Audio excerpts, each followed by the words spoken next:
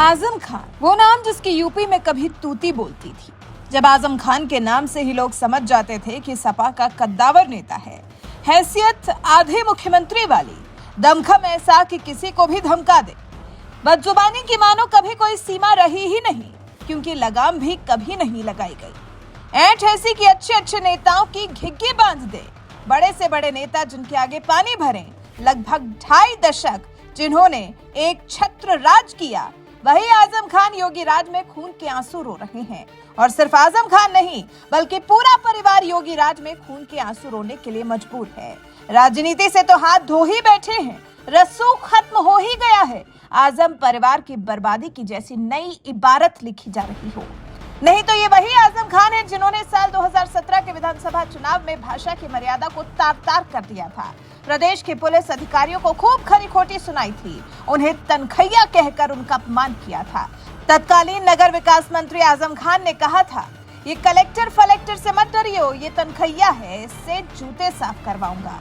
देख रहे हैं हनक। और सब डटे रहो, ये कलेक्टर फलेक्टर से मत डरियो, ये तनखैया है, तनखैयों से नहीं डरते हैं। और देखें कई मायावती जी के फोटो, कैसे बड़े बड़े अफसर रुमाल निकाल के जूते साफ कर रहे हैं। हाँ, उन्हीं से है गठबंधन।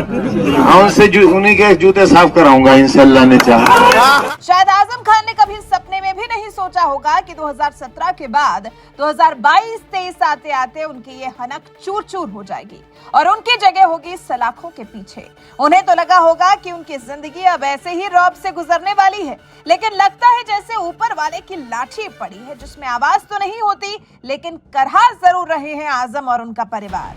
राजनीति में 2.5 दशक तक राज करने वाले एसपी के राष्ट्रीय महासचिव आजम खान हेट स्पीच मामले में एक बार फिर जेल जाने को तैयार हैं। दोषी तो करार हो ही चुके हैं, विधायकी जा चुकी है और अब बेटे की भी विधायकी जा चुकी है।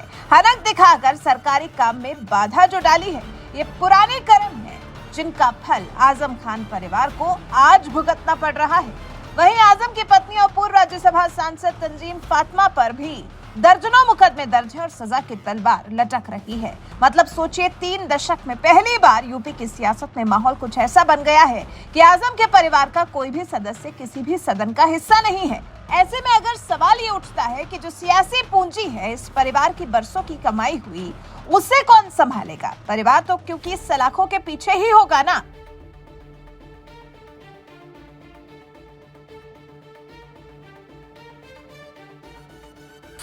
कौन संभालेगा आजम की सियासी पूंजी?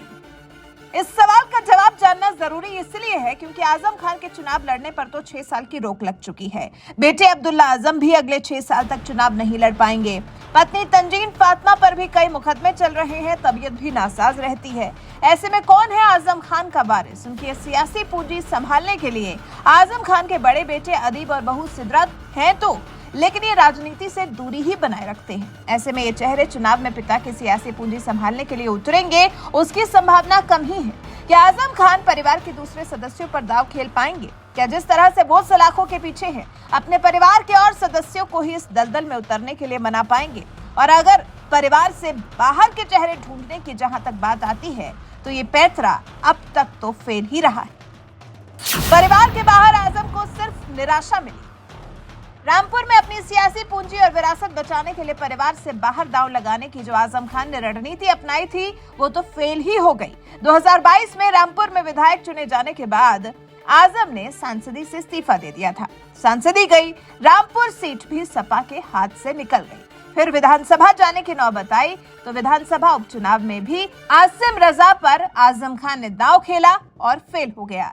ये वो रामपुर सीट है जिस पर साल 1980 से एक चुनाव छोड़कर लगातार आजम और आजम के परिवार का ही कब्जा रहा है, लेकिन अब योगी राज में वहां बीजेपी का कब्जा है। फिर स्वार सीट, जहां आजम के बेटे अब्दुल्ला आजम अपनी सियासी जमीन तैयार कर रहे थे, अब उस सीट पर कौन बनेगा उत्तराधिकारी? कौन संभालेगा अब्दुल्ला आजम की राजनीति?